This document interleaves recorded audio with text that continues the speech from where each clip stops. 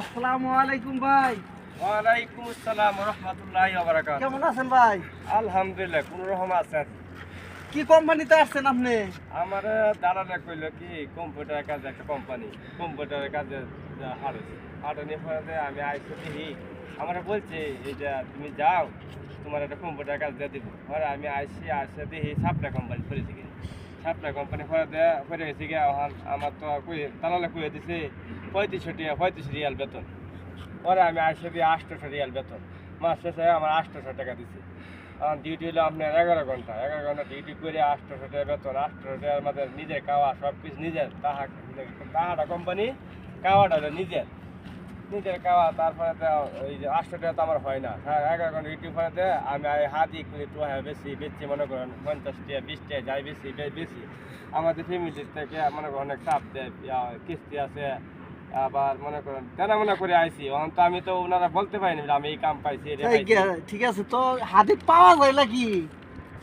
হাতিকে বেশি পাওয়া যায় না। সারাদিন 10 টাকা 20 টাকা হাতিকে বেচতে পারি না এখন যে পরিস্থিতি একটা বেশি একটা ভালো না। দালালের মাধ্যমে কথা কয়ে আইসে তো আমি বিয়ে ধরেছি কারণ জানা মনে করে আইসি তো আর কি করবেন বুঝছেন?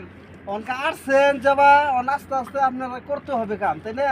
যেহেতু ঋণ করে আসছেন বিদেশ, তাই না? তাহলে ঋণ করে আসছেন অনকা ঋণ সুদ করণ তো লাগবো, তাই না? অনকে কি করবেন করুন আল্লাহ ভরসা। তবে আমি দেশে ভাইদের উদ্দেশ্যে কিছু বলতে চাই। দেখেন এই যে বাইডে বইলা দিছে দালালে 35 রিয়াল বেতন, আর এখন সে আইসা পাইতেছে 800 রিয়াল বেতন। ঠিক আছে, পাইছে সাপ্লাই কোম্পানি। অন দেখা গেছে 800 রিয়াল বেতনে 400 রিয়াল থেকে খানা খরচ, বুঝছেন? এখন দেশে কিস্তি আছে, বউ পোলামান আছে, খানা খরচ আছে, কি ভাই কি চলবো কোন? এই যে দেখেন হাতির টুকাইতেছে, হাতির টুকাই এখানে দিন হয়তো 20টা বিক্রি করে, এখানে দিন 5টা বিক্রি করে, এখানে দিন পায় না। ঠিক আছে, আপনাদেরকে ধন্যবাদ। আপনারা আসলে ভাড়া যাচাই বাছাই করে যদি আসেন বিদেশ।